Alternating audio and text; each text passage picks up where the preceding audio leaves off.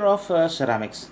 Both glazed and unglazed ceramic products are manufactured. The glazed product is obtained by applying glaze on the unglazed body, either before or after the firing process. Uh, in all cases, the unglazed product has to be manufactured first. Following are the main steps involved in the manufacture of potteries or ceramics. The first step which is involved in the manufacture of ceramic is the grinding of raw materials. Raw materials other than clay are finely grounded before mixing to get a uniform mixture of clay and other raw materials. There are various methods of grinding the raw materials, or we can also say to disintegrate the raw materials. Weathering is an old process and is mainly applied to clays. The products are left in the open air and are exposed to sun, rain, and frost. Uh, they expand, contract, and break up. Uh, uh, then calcination is also used on them, that is heat treatment. Calcination is used to make flint more brittle and more easily crushable.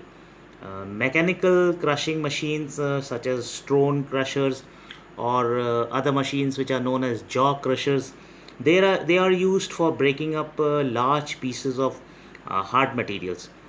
These materials are then subsequently reduced to finer sizes by treatment in pan mills, edge roller mills, dust mills, and Alsing cylinders, which are also known as ball or pebble mills. Edge runner mills are frequently used for crushing calcined flint, sandglass, and frits. Edge runners are of two types. In the first type, the pan is stationary and the rolls rotate around a vertical shaft. This type of edge runner is known as chaser mill. In the second type of the edge runner, the pan rotates and the shaft and rolls are stationary. Crushing rolls are used in clay working for breaking up lumps of clay and for disintegrating hard material which is embedded in clay. Various types of fluxing agents are used for different refractory materials. For example, borax is used for alumina. Boric acid, that is H3BO3, is used for zirconia ZrO2. Barium minerals are used for titanium. Soda ash, that is sodium carbonate, is used for thoria THO2. Sodium nitrate is used for chromite FeOCr2O3. Calcined bones are used for lime. Cryolite Na3AlF6 is used for limestone. Lead oxides are used for dolomite. Iron oxides are used for molite.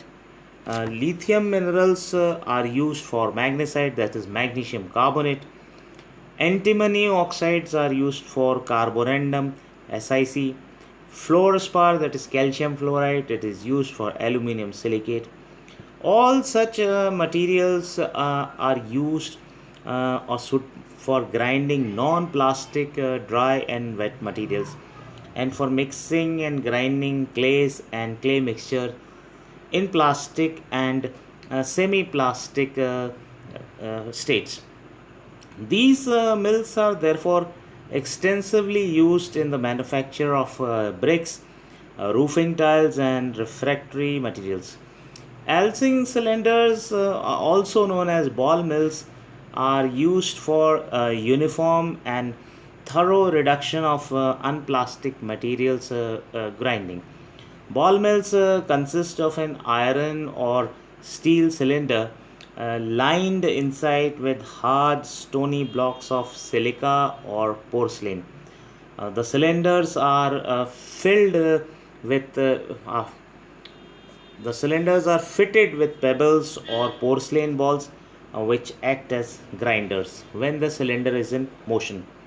When the cylinder rotates, the pebbles together with the raw materials to be grounded are first lifted and then dropped and then by continuous impact of pebbles and the continuous rubbing against each other, the coarse material is grounded down to fine particles. Housing cylinders are suitable both for wet and dry grindings.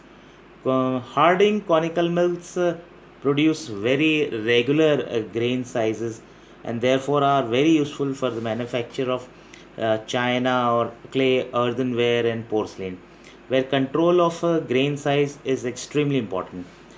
They consist of a grinding zone and conical drum mounted on hollow trunnions through which the material passes continuously to and from the grinding zone. The second part in the manufacture of ceramics is the mixing or the preparation of the bodies. After the raw materials have been broken up into small pieces and purified if necessary or wherever purification is required, the next stage is the mixing of the raw materials. The raw materials are mixed in definite proportions so as to give the body the properties required and also to give the clay mixture the right consistency for the particular shaping process which is to be used. After grinding, the hard material is mixed with the required amount of clay and water in a mixing tank called blunger. This blunger is made up of wood and is provided with rotating blades. The creamy product so obtained from the blunger is then passed through a sieve in order to separate coarse particles if there are any present. It is then passed through an electromagnetic set to remove iron bearing particles from the mass. Mixing can be achieved by any one of the following methods. The first is the clay is manipulated in a plastic state, either soft or stiff. Second method uses that the clay is mixed in a dry state and necessary amount of water is added after mixing. The third method used is dissolving the clay in water, then mixing the clay with dry or wet pulverized non-plastic material and removing the water in the filter process. The use of plastic clay is least costly because the clay used in the mixing process has the rigid consistency for the shaping process. In the second method, it is useful where a fine texture and uniformity of the body is essential. For example, in manufacture of high grade stoneware and refractory material. The third method is suitable where a fine texture and a very intimate mixture is essential. That is, for example, in the manufacture of earthenware, porcelain, and china clay. The next part in the manufacture of ceramics is the body preparation. Uh, Body preparation can be done by using clay in plastic state. If the clay has the rigid consistency, uh, they can be placed directly in the mixing machine in the required proportions. If the clay is too dry, water is added and thoroughly mixed with the clay. This process is called as tempering. If the material is too moist, it is mixed with a dry powdered clay or non-plastic material by making use of runner mills. Further quantities of water are added either in draft mixtures or pug mills in order to mix the materials in plastic or semi-plastic state. The second method in which the preparation is done is using a dry clay. The mixing operation is performed by knives or blades which cut and compress the plastic paste. But because uh, plastic clay is sticky and individual clay particles they adhere together, the mixing is not very intimate even if plastic clay has been mixed in edge rollers. Thorough mixing can therefore is achieved if the plastic materials are first dried and then crushed. The drying of the clay is carried out in various types of clay dryers such as rotary dryers, tunnel dryers, etc. Rotary dryers consist of long, slightly inclined rotating steel tubes. The clay is fed in these tubes from the upper end and hot air is circulated from the lower end. In tunnel dryer, the clay is placed in trays on rack cars and then allowed to pass through the tunnel at the cold end and then travel towards the hot end. Grinding of the dried clays is carried out by various machines. The ground material is shifted and coarse particles which do not pass the sieve are returned to the mill for further grinding. The mixing of various materials is done either in Alsing cylinders, dust mills, or in rotating propeller machines contained in cylinders or arranged on pans. After complete mixing, the mixture is moistened to give a sufficient plasticity for subsequent pressing. The third method which is used is the body preparation using clay slip filtering. The mixed mass called the slip is pumped into filter presses in order to remove excess of water.